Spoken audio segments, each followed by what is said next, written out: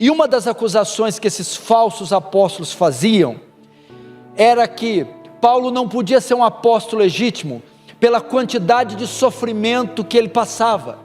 Falei, esse homem não pode ser apóstolo, esse homem apanha demais, esse homem é apedrejado, esse homem é preso, esse homem é caluniado, esse homem é pobre, esse homem vive escurralado.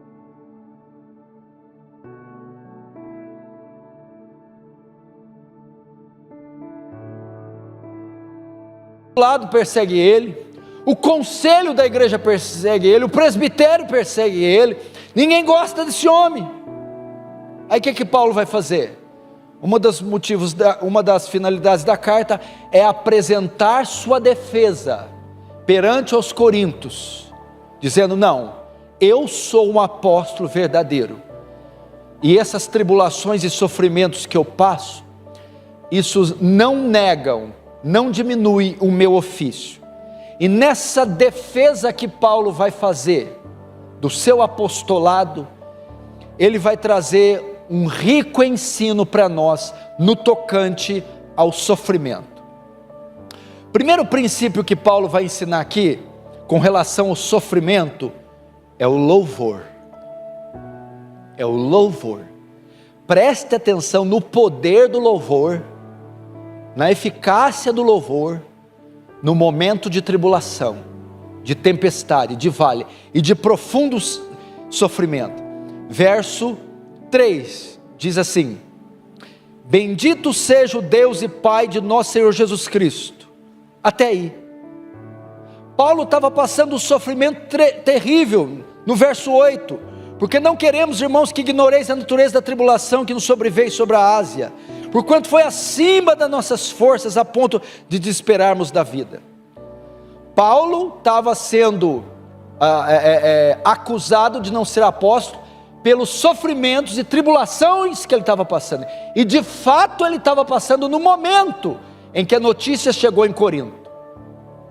E Paulo mostra como ele reage ao sofrimento, com louvor e adoração.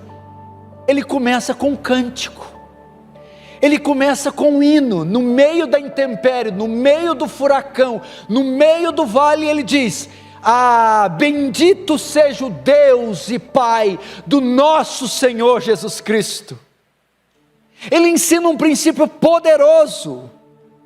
Paulo mostra aqui que ele não é ingrato a Deus. Paulo mostra aqui que ele tem consciência da providência divina. Meu irmão, adorar Deus no vale, louvar Deus na prova, é uma característica de um crente maduro, de um crente espiritual. Irmãos, o que matou, o que frustrou, o que impediu aquele bando de israelitas de entrar na terra prometida? O oposto do louvor, a murmuração. A murmuração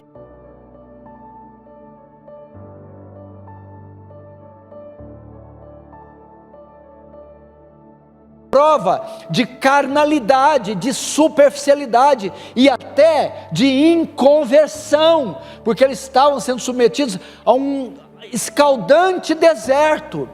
Paulo não. E diga-se de passagem, é a característica muito crente quando sofre, questiona Deus, pragueja, lança impropérios diante de Deus, murmura, vacila na fé, questiona a fé. Essa é uma atitude completamente contrária à fé que professamos, uma evidência de uma imaturidade tremenda. Paulo não. Paulo louva, Paulo adora, e nós temos outros exemplos disso, de Abraão, por exemplo, quando tinha o seu corpo mortificado, já velho, quando recebeu a promessa, o texto diz: Abraão não duvidou da promessa por incredulidade, mas foi fortificado na fé, dando glória a Deus, louvando. Ele não atentou para o corpo amortecido dele, de Sara, com as dificuldades, com os obstáculos, ele louvou a Deus.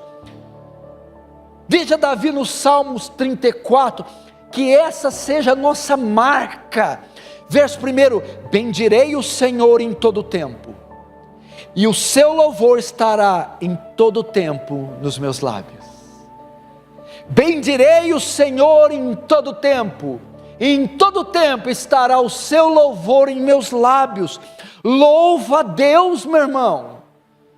Paulo e Silas em Filipos, por volta da meia-noite, Paulo e Silas oravam e cantavam louvores a Deus, e os demais companheiros da prisão escutavam.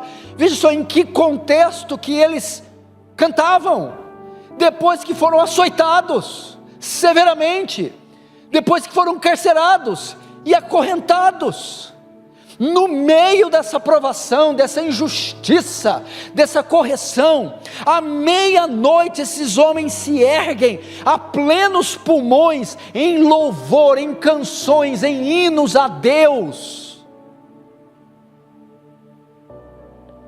No meio dessa pandemia, do desemprego, dos entubados, dos assaltos, da depressão, da tristeza, do esfriamento, de toda a onda de corrupção, qual é o papel da igreja? Por que Deus? Por que eu, e isso, e aquilo outro? Não peque contra Deus, mas diz, tu sabes todas as coisas. Você quer ver a maior prova disso? De uns cristãos mais maduros, o homem que mais sofreu na Bíblia, perdeu junta de bois, perdeu junta de camelos, perdeu as ovelhas, perdeu a plantação, perdeu 10 filhos, Jó foi destroçado, e como se não bastasse, foi ferido de uma chaga do alto da cabeça à planta dos pés. Qual a reação de Jó? O Senhor deu, o Senhor tomou. Nu saí do ventre da minha mãe, nu irei para lá. Agora, veja a apoteose do crente maduro. Eu não estou falando de você não. Roubaram a tua carteira, quebraram o vidro do teu carro e pegaram aquela bolsa falsa do Louis Vuitton. Estou falando disso não. Senti um caroço e foi ver, era um bicho de pé, uma janete. Ai, provação. Eu estou falando de velar em 10 urnas os filhos, 10 caixões. Eu estou falando do homem mais rico da terra, da noite para o dia se tornar o mais pobre. Eu não estou falando de uma escoliose, eu estou falando de uma úlcera, que tinha que se coçar com telhas. Olha Jó,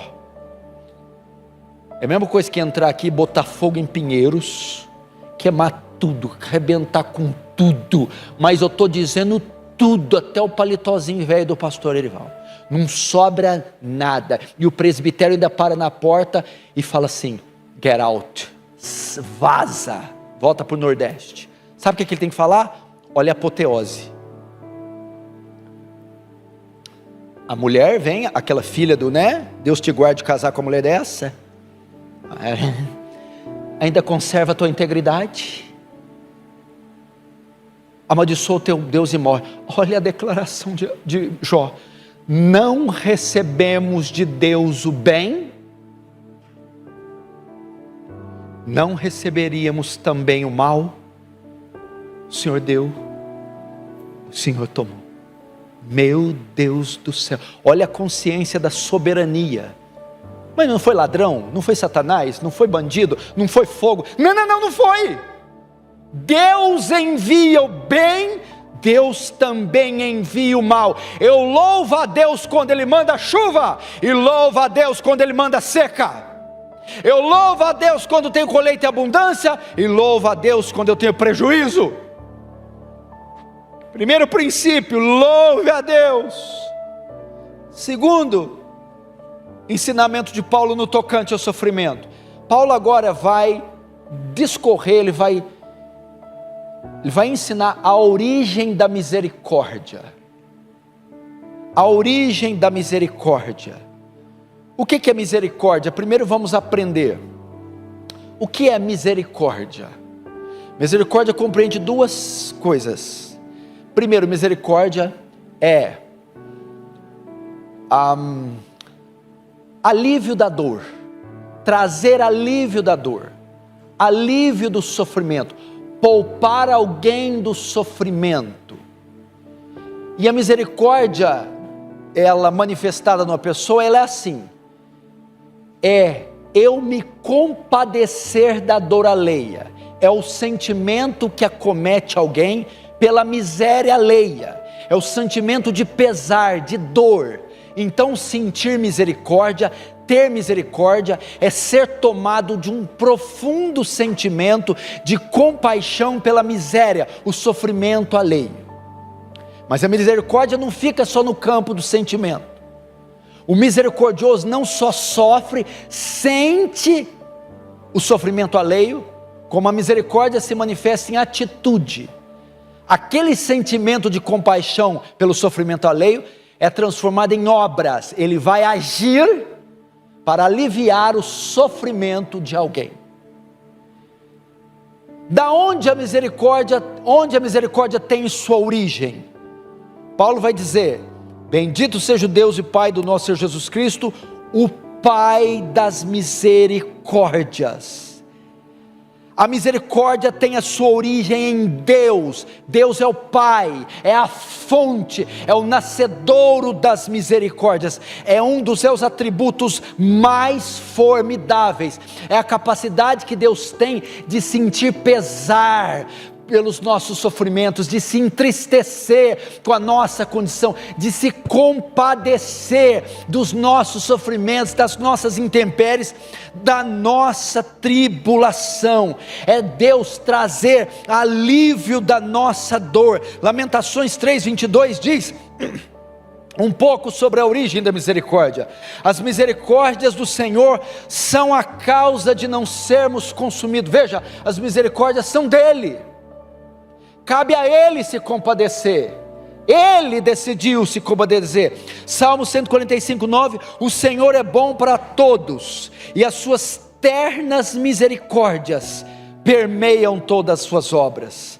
Salmo 86:15, mas tu, Senhor, é um Deus compassivo e cheio de misericórdia. É o sentimento que Deus tem para com a sua criação. Deus não está sentado.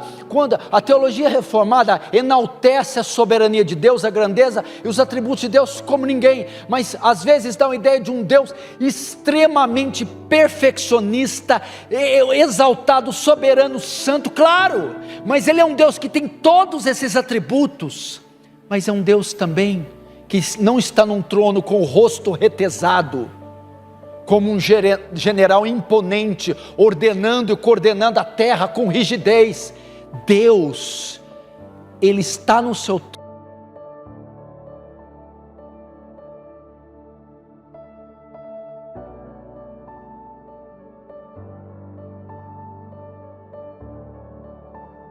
Não é só sentimento, a misericórdia também é ação. Agora vamos ver a misericórdia em ação, porque o texto diz, o Pai das misericórdias e o Deus de toda consolação.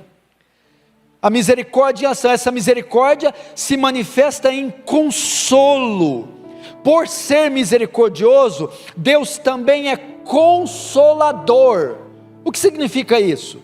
É um termo derivado da palavra paraclete, ou paracletos, que quer dizer aquele que vem para estar ao nosso lado, com o fim de ajudar. Deus é o Deus que sente misericórdia e manifesta no ato de estar do nosso lado para nos ajudar, para nos consolar. A palavra consolo quer dizer aliviar, acalmar, animar, também fala de livrar. Então o sentimento que Deus tem, a compaixão que Deus tem pelo nosso sofrimento é acompanhada da ação poderosa